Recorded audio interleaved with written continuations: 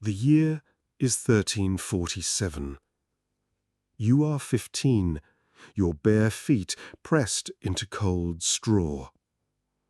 The floor creaks beneath you, the walls sweating with smoke and centuries of silence.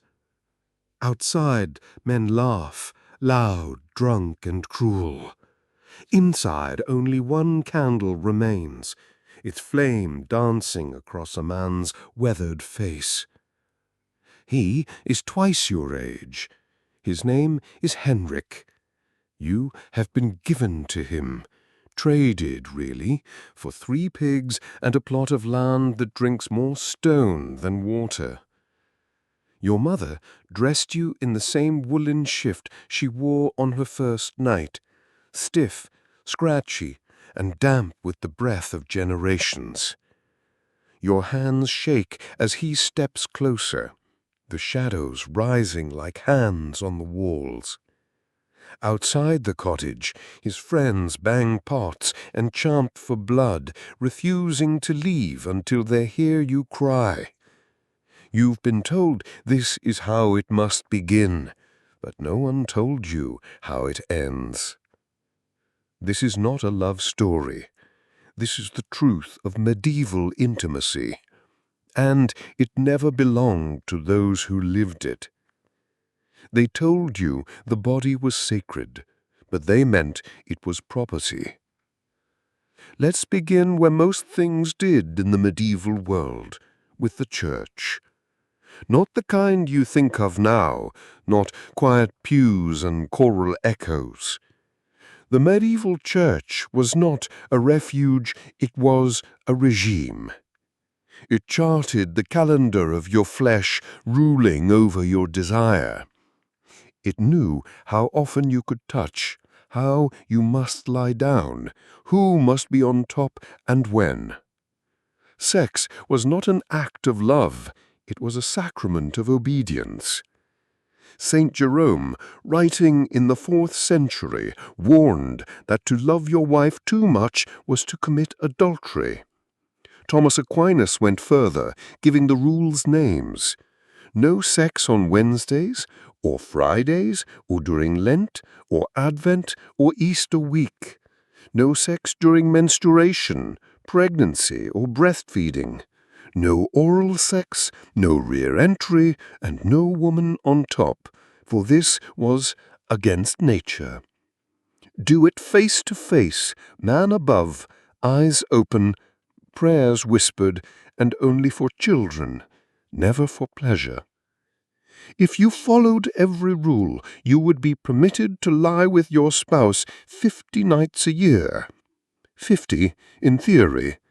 In practice, it was fewer, especially if you were a woman, because the female body, in all its mystery, terrified them. It was said the womb could wander, literally, that it could climb to the chest and choke the breath from a woman's mouth, or flee down and out, escaping through her sex like a startled beast. It was believed to require luring refragrant herbs placed near the thigh, or foul smells under the nose to drive it downward. This was medicine, this was law, this was belief. To them, you were an inverted man, a defect of anatomy. Your genitals were internal testicles, your vagina an inside-out penis, and your worth was measured by a thin membrane no one truly understood.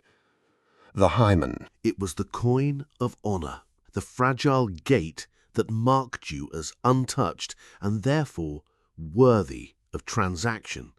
If it did not bleed, you were no longer pure. If it did, you were safe, but only until the next time someone checked.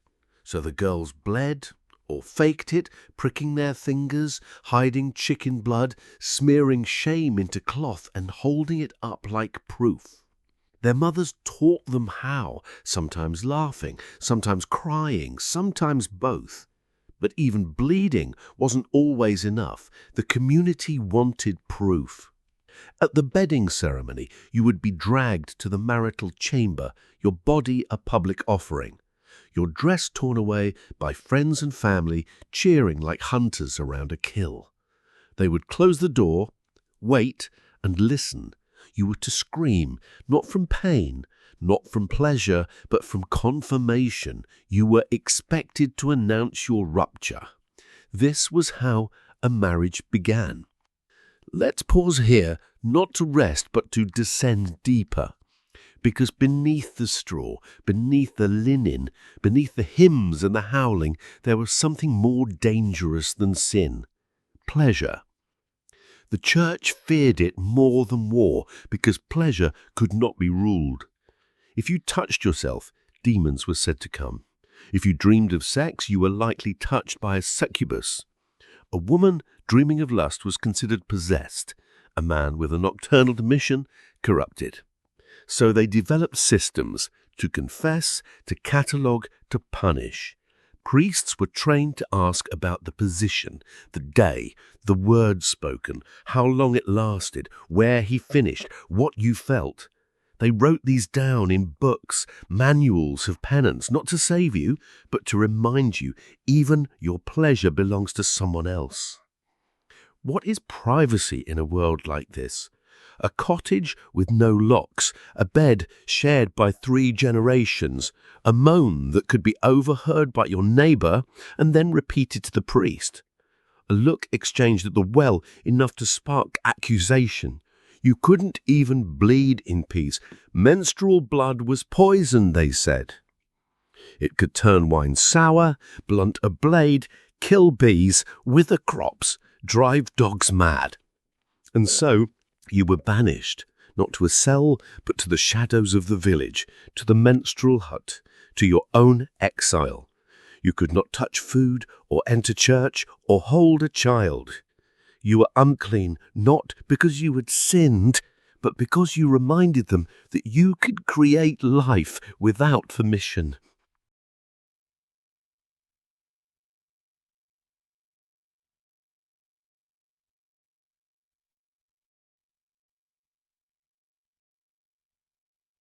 They prayed to saints with one mouth and whispered spells with the other. Some drank wine mixed with bees, others swallowed mercury. Some died from it, some did not, but they all knew a womb in the wrong season was not a gift, it was a death sentence. Unwed, you were exiled. Wed but disobedient, you were punished. Pregnant but unapproved, you were cursed, and if the baby died, you buried it with your own hands and prayed no one saw. Meanwhile, the men believed they were kings of the body. They had the right to lie with their wives, or their maids, or their neighbors' daughters. Rape was not a crime against the woman, but a crime against her father, her husband, or her lord. She was property, not person. And so, if you were raped but became pregnant, you were considered to have enjoyed it, because conception, they believed, required climax, and climax could not be faked, not by a woman, not in their world. A woman who became pregnant after assault was therefore complicit, a traitor to her own pain. Still, some women tried to resist, not with swords, but with silence, with song, with herbs, with fake blood, with laughter that refused to turn into sobs. Some made pacts, some ran, some disappeared into the forest and never returned. And the legends began. The witch, the midwife, the woman who lived alone, the woman who would not lie beneath, the woman who bled without shame, the woman who said no. They were burned, but not all of them. Some lived long enough to teach their daughters how to pretend. Let us return to the bed, to Margot, to the straw that sticks to her thighs, to the candle that keeps burning even when her voice will not, because what happens next isn't just between her and Hendrik, it is between her and the church, her and the law, her and the dozen listening men outside, her and her mother, her and every girl who came before her and those who will come after her. When Margot's voice breaks, it is not her own, it is an echo of doctrine. But what of love, you will may be wondering. Surely there was some room for tenderness, wasn't there? Let us speak of courtly love, not the kind Margot would ever know. It was a fiction, a fantasy for the nobility, a knight and his lady. He sings for her, he suffers for her, but he does not touch her, because true love, they said, could only exist outside of marriage. Marriage was for duty, love was for yearning, desire was for sublimation, pleasure was best enjoyed unfulfilled, a paradox that became cultural law. The holiest love is the one you never consummate. What does that mean for Margot? It means she is not even worthy of fantasy. She was not to be yearned for, only used, only claimed, only proven. Meanwhile, marriage was business, negotiated like war. Your virginity was a dowry, your womb a ledger, your ability to produce sons an investment. Your failure was grounds for annulment. If the sheets weren't bloodied, the deal could be undone. If your husband couldn't perform, the church might examine both of you. Yes, examine your bodies, your stories, your wedding night. There were trials of consummation with witnesses, midwives, and interrogators. The priest would ask, did he penetrate you? Did you resist? What was the angle? Was there any moisture? Imagine saying no, and knowing that means not only disgraced, but excommunication. Still think the bedroom was private? Let's shift now from Margot to the men who governed her world, to the inquisitors, the theologians, the men who dreamed up the rules she must obey. Let us speak of Aquinas. He did not hate women, but he did not trust them. He believed in hierarchy, and hierarchy begins with sexual order. For a woman to be on top, even in bed, was to violate the natural submission owed to men. The cosmos itself could be undone by such rebellion. Rear entry was animalistic. Sex during menstruation invited demons. Oral sex reversed the hierarchy of speech. Masturbation wasted the seed meant for heirs. Every position had a punishment, every deviation a price. The Summa Theologica did not describe pleasure, it prescribed its limits. Even the days of the week were judged. Sunday, holy; Wednesday, forbidden; Friday, mourning; Lent, off limits; Advent, abstain; Easter week, only prayer. Even your lust was on a leash, and that leash looped round the neck of your soul. But not everyone obeyed. Let us now descend into the fablio, the dirty poems sung in taverns and whispered behind tapestries.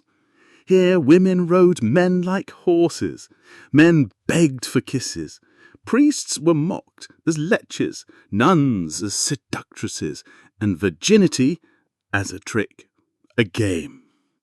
These stories didn't come from scripture.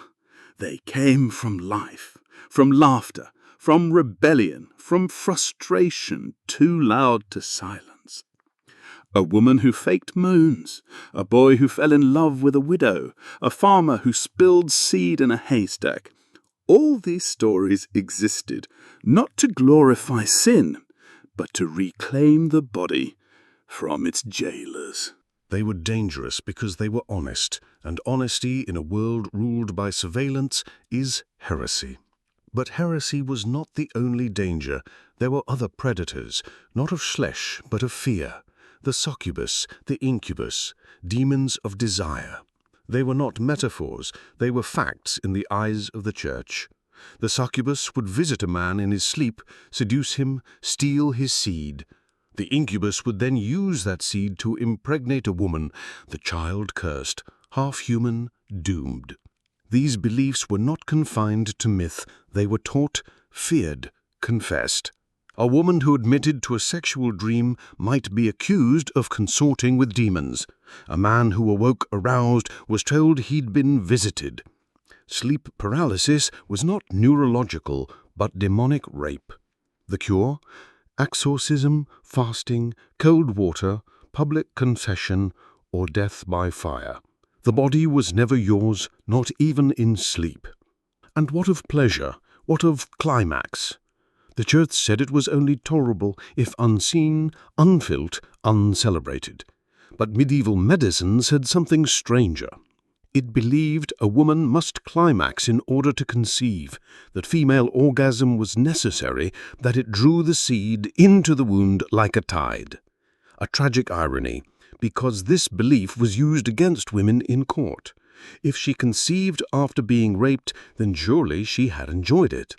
If she enjoyed it, she was not raped. Let that sink in. Pleasure, when unwanted, became evidence of guilt. Suffering, once again, was the only virtue allowed. So what did medieval women do with this impossible knowledge? They rewrote it, not in books, but in rituals, in rhythm, in herbs, in hidden gestures. They would place amber between their breasts to prevent miscarriage, bury pieces of afterbirth under thresholds to secure fertility, pray to St. Margaret and then drink tansy tea, attend church in silence while hiding mandrake in their skirts. In public they obeyed, but in secret they rewrote the rules because survival demanded it.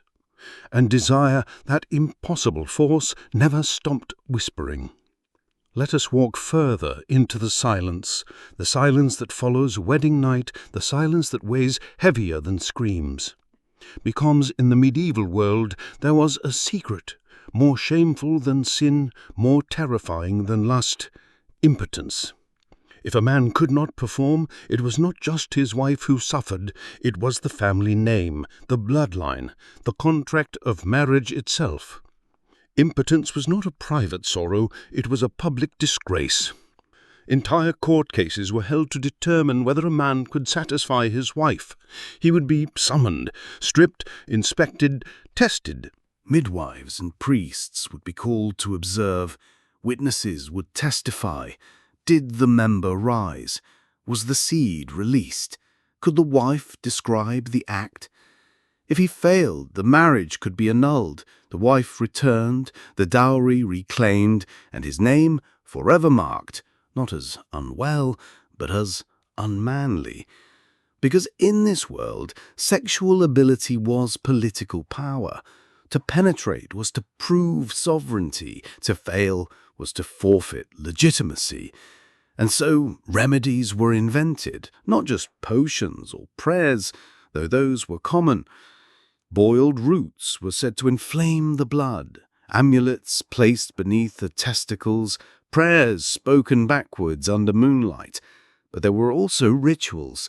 A man might be instructed to avoid sex for 40 days, then attempt again on a saint's feast.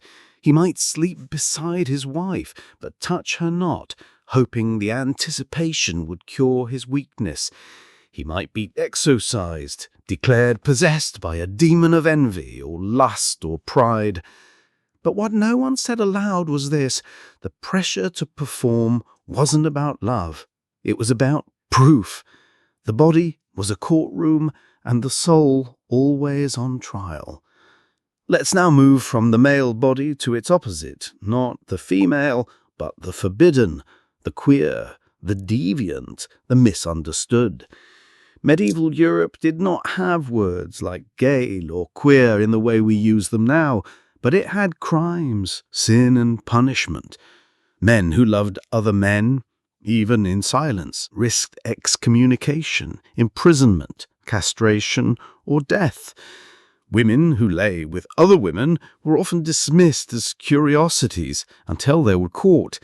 And yet we find poems, letters, legal records full of euphemisms, church penitentials that list, if a man lies with a man as with a woman, If a woman uses tools to mimic the acts of men, the sin wasn't just in the body, it was in the inversion of order, to take pleasure outside of hierarchy, to desire without duty, to love without property. These were threats, not to morality, but to structure, because queerness is rebellion in its most primal form. It refuses to follow the script. It denies the transaction. It says, "My body is mine, my pleasure my own, my love unlicensed." And that, in a world of contracts and codes, was the greatest heresy of all. But even within acceptable unions, surveillance never ended. The village watched, the church listened, the law recorded. There were informants, neighbors, servants, relatives. There were confessions, where priests asked questions not just about belief, but about bodies. How often do you lie together? Do you enjoy it too much? Have you spilled seed on the ground? Has she bled during touch? The church did not just want your tithe, it wanted your moans, because each moan could become evidence, each sigh a sin, each cry a crime. And so people learnt to whisper, to pretend, to suppress. Pleasure became a ghost in the room, always present, never acknowledged. Let us pause for a moment and breathe. Imagine you are there, in a house with no locks, in a bed shared by siblings, with the sound of livestock outside, the smell of tallow candles and sweat, a body beside you, not of your choosing, a duty, not a desire, and yet your heart still beats, your fingers still ache to feel, your lips still remember the idea of softness. This is what it meant to survive, to want in silence, to long in danger, to hope in darkness, and somehow to fight moments of defiance.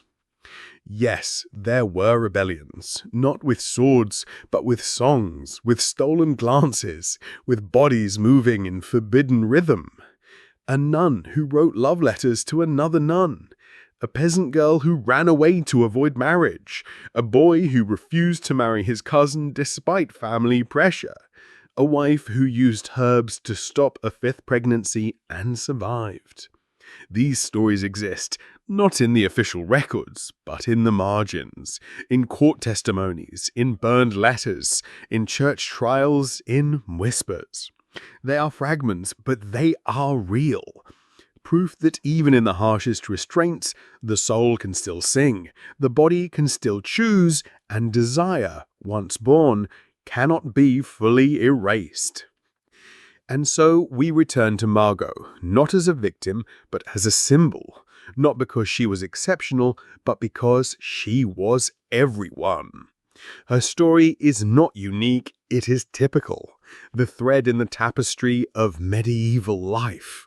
And in that knowledge, there is power. Because when you see her, when you hear her breath, feel her trembling, you are not just observing the past, you are witnessing the invention of control, the birth of shame, the codification of intimacy, the regulation of love. You are watching a civilization define itself by how it caged desire and called it salvation. Power rarely announces itself through violence alone. Often it whispers, dresses itself in silk and scripture, climbs into your bed, and calls itself virtue. This is how control survives, not through swords, but through silence, not by burning the body, but by convincing it to burn itself. Let's speak of the chastity belt. You've heard of it, a device of leather or metal locked over the genitals preventing access, a cage for desire, a prison for pleasure. Historians still debate how common it was, but the symbol endures, and that is enough. Because whether used or merely imagined, the chastity belt tells us everything. that female sexuality was seen as both temptation and threat, that the only way to ensure fidelity was through surveillance of the flesh.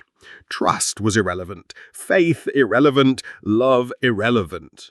What mattered was containment, to lock her, to own her, to seal her like a box. And if she cried, the metal did not care, the world would not listen, and the church, if it saw anything at all, would call it protection.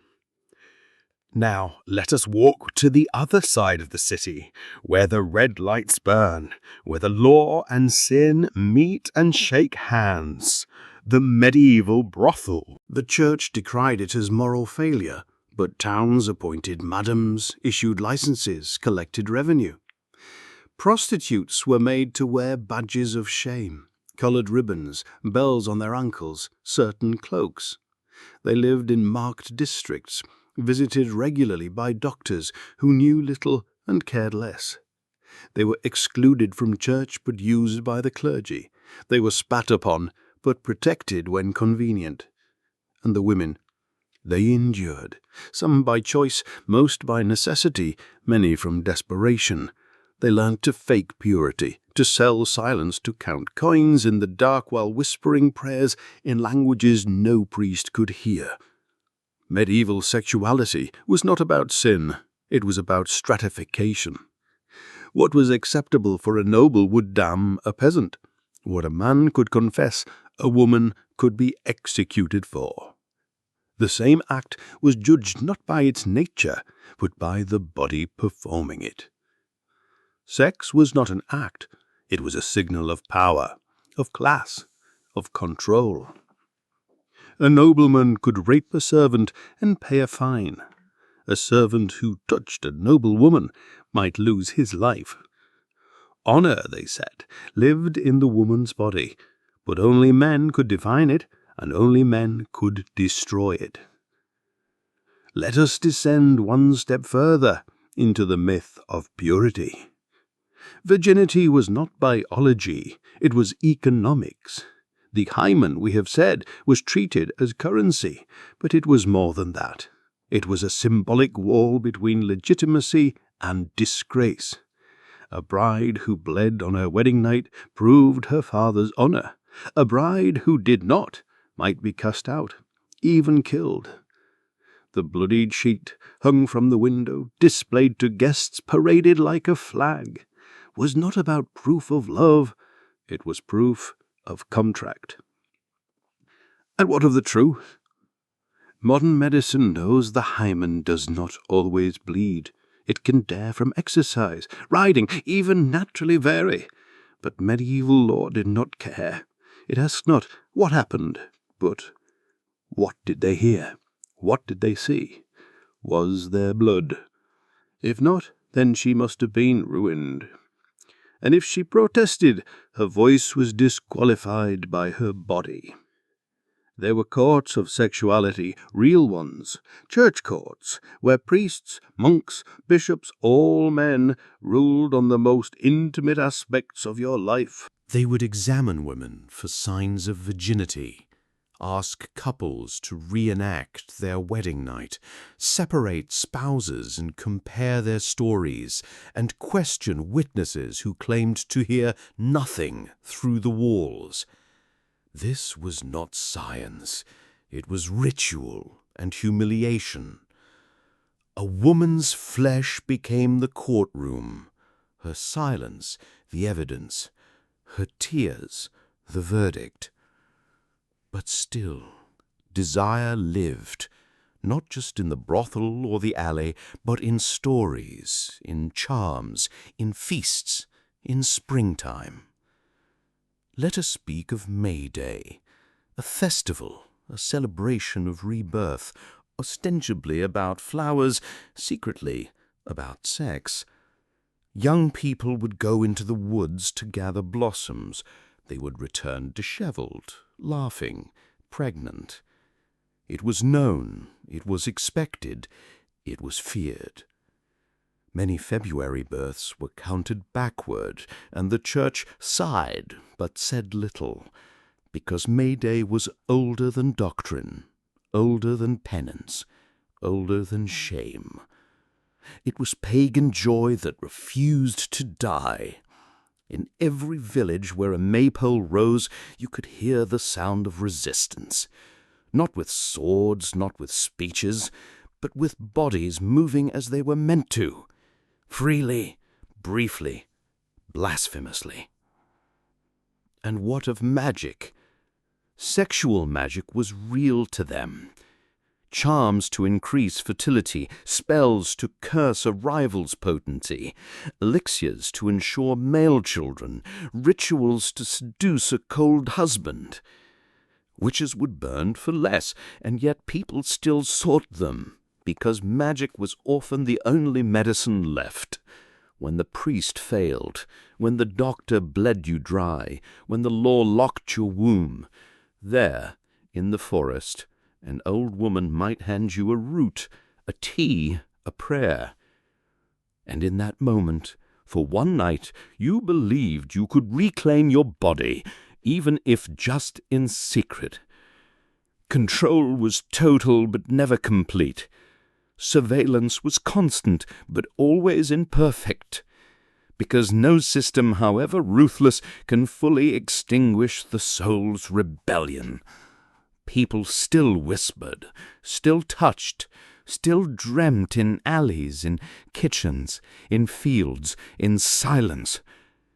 They carved out moments of freedom, not by shouting, but by existing in spite of the rules. Return to the room, to the candle, to the girl. Margot is still there, or maybe it is someone else now. Maybe it is every girl, every boy, every person who was ever told, your body is not yours, your pleasure must be earned, your suffering is your virtue. She lies still, not because she accepts, but because stillness is the only armor allowed. Henrik reaches for her.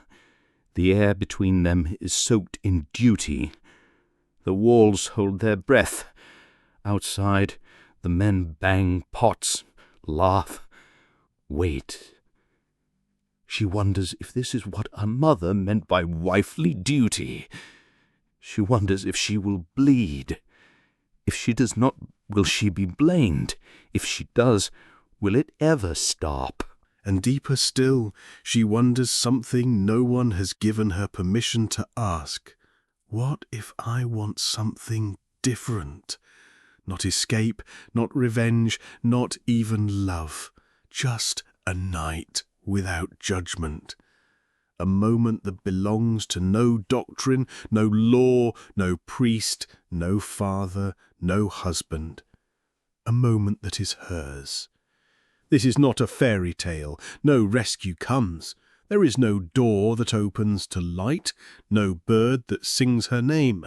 But somewhere, sometime later, she will remember this night, and she will tell another girl, a daughter, a niece, a stranger.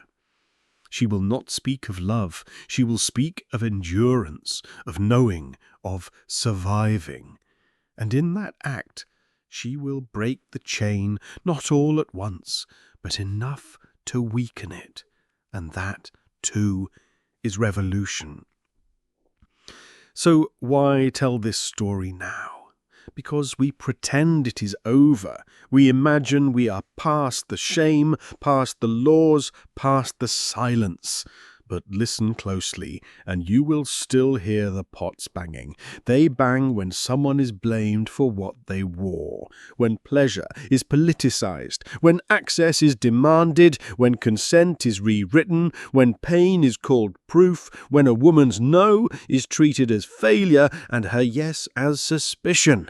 You will hear the chants, not in alleys, but in legislation, not in brothels, but in boardrooms, not from inquisitors, but from influencers. A medieval world is not gone, it's just better dressed. Its rules are subtler now, its surveillance cleaner, its shame more polite. But the architecture remains. The walls may be modern, but the rooms are the same. And yet people still resist by speaking, by loving, by naming their pleasure without apology, by teaching others what was once hidden. This too is history, not in the archives, but in the body, because the body remembers. The girl remembers the blood, the silence, the unasked question. And now, so do we. So what do we carry forward? Not just facts, but understanding. But sexuality has always been a battleground, not of morals, but of power. That shame is not born, but taught. That silence is not virtue, but survival. That desire is not sin, but a signal. And that even in the darkest rooms, even in the most silent marriages, even in the most rigid systems, someone still dreamed, still touched, still wanted more. Let that be the legacy. Not the law, not the shame, not the chains, but the flicker, the candle that burnt even in fear, the breath that trembled but did not break, the girl who may never have spoken, but who refused to disappear.